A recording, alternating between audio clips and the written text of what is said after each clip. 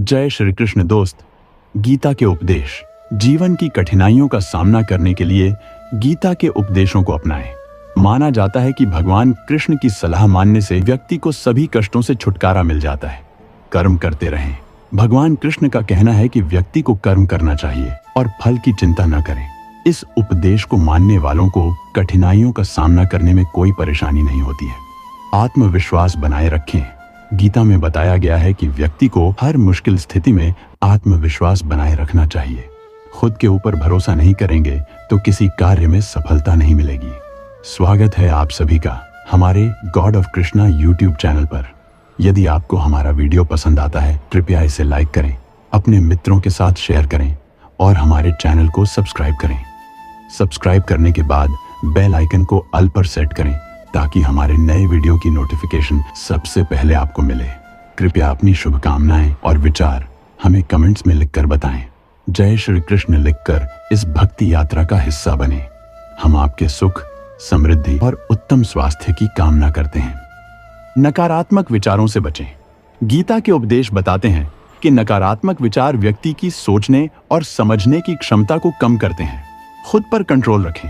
गीता के उपदेश में बताया गया है कि व्यक्ति को खुद के ऊपर काबू रखना चाहिए। ज्यादा गुस्सा करने से भी व्यक्ति को नुकसान होता है। नैतिकता और न्याय का पालन करें। कठिनाई के समय में सबसे जरूरी होता है नैतिकता और न्याय का पालन करना। ऐसा नहीं करेंगे तो जीवन में और समस्याएं दस्तक दे सकती हैं। जो हो गया उसे सोचा नहीं करते, जब मिल गया उसे खोया नहीं करते। हासिल उन्हें होती है सफलता जो वक्त और हालात पर रोया नहीं करते। जिस व्यक्ति में सफलता के लिए आशा और आत्मविश्वास है वही व्यक्ति उच्च शिखर पर पहुंचते हैं। अगर लोग आपसे खुश नहीं है तो परवाह मत करो। तुम यहाँ किसी का मनोरंजन करने नहीं बल्कि अपनी जिंदगी बनाने आए हो। आगे बढ़ने वाला व्यक्ति कभी किसी को नुकसान नहीं पहुंचाता, लेकिन जो दूसरों को नुकसान पहुंचाता है वह कभी आगे नहीं बढ़ता। श्री कृष्ण कहते हैं अगर नीयत अच्छी हो तो नसीब कभी बुरा नहीं होता। भगवान को सब मानते हैं मगर भगवान की नहीं मानते। एकाग्र मन मित्र है और चंचल मन शत्रु है। और जीवन हमेशा जीने के लिए होता है, काटने के लिए नहीं। अगर जीवन में सफलता प्राप्त करनी है तो मेहनत पर विश्वास करें। किस्मत की आजमाइश तो जुए में होती है। जब रास्तों पर चलते चलते मंजिल का ख्याल न आए तो आप सही रास्ते पर हैं। जो बाहर की सुनता है वो बिखर जाता है, जो भीतर की सुनता है वो संवर जाता है। जीत लो हर लम्हा बीत जाने से पहले, लौट कर यादें आती हैं वक्त नहीं। जीत की खातिर बस जुनून चाहिए, जिसमें उबाल हो ऐसा खून चाहिए। ये आसमां भी आ जाएगा जमीन पर, बस इरादों में जीत की गूंज चाहिए। सकारात्मक सोच और सफलता के लिए प्रेरित करने वाले उद्धरण। गिराने वालों का भी दिल से शुक्रिया करो क्योंकि उन्होंने ही आपको संभलना सिखाया है।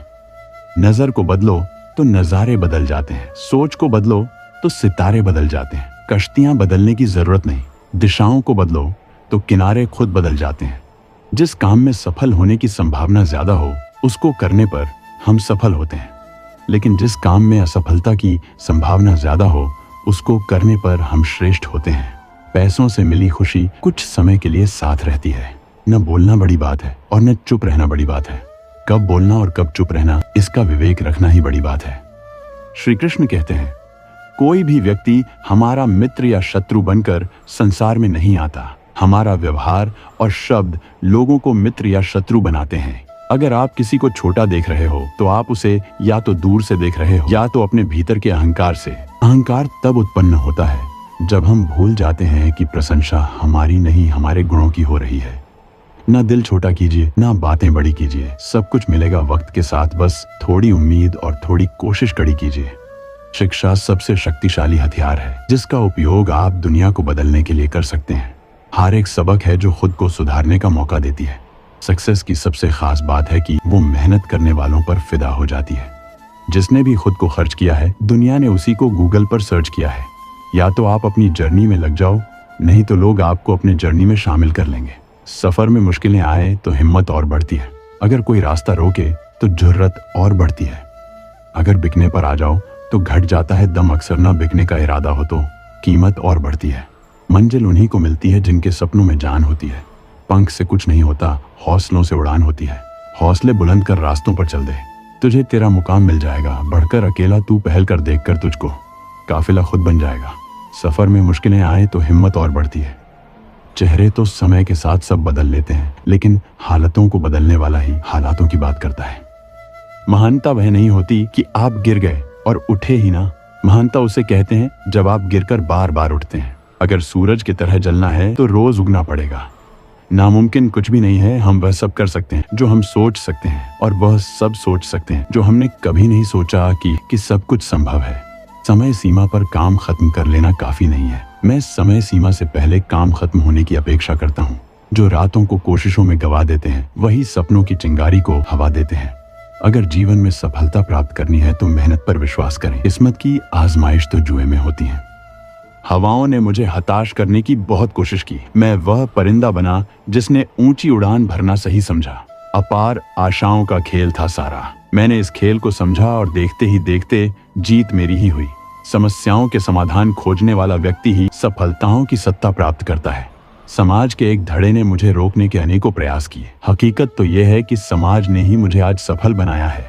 मेरी मर्यादा पर सवाल उठाने वाले साए आज सफलताओं के प्रकाश में कहीं गुम गए हैं। कई रातें जागी हैं आज के महान सवेरे के लिए, जहां निज प्रयासों को मैं सफल होते देख पा रहा हूं। जितना हो सका मैंने खुद के सुखों को त्यागा है। सफलता के आंगन में आज मेरा हर आंसू खुशी से नाचा है।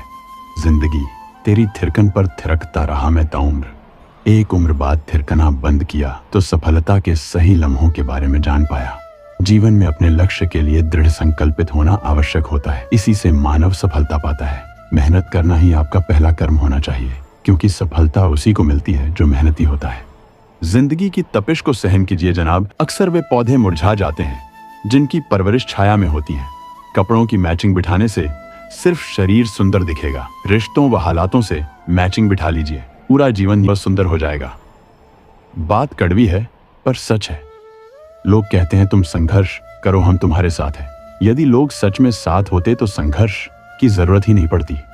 खुश रहने का मतलब ये नहीं कि सब कुछ ठीक है। इसका मतलब ये है कि आपने आपके दुखों से ऊपर उठकर जीना सीख लिया है।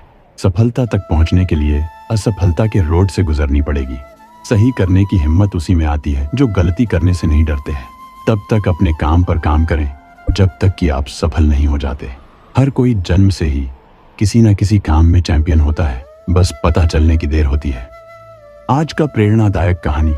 एक बार की बात है, एक राजा अपने सिपाहियों के साथ जंगल में शिकार के लिए गया, लेकिन अचानक बारिश का मौसम होने की वजह से आकाश में अंधेरा छाने लगा। राजा अपने महल से भटक गया और सिपाहियों से अलग हो गया।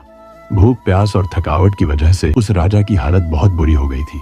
राजा बहुत परेशान हो गया, लेकिन कुछ वक्त बाद राजा को 3 बच्चे दिखाई दिए। तीनों बच्चे काफी अच्छे दोस्त लग रहे थे। राजा ने उन तीनों बच्चों को अपने पास बुलाया और कहा, क्या तुम मेरे खाने के लिए खाना और पीने के लिए पानी ला सकते हो? ये सुनकर तीनों बच्चों ने कहा, जी हम अभी घर जाकर आपके लिए कुछ लेकर आते हैं। ये कहकर तीनों बच्चे अपने गांव की तरफ भागे और अपने अपने घर से राजा के खाने के लिए काफी कुछ ले आए।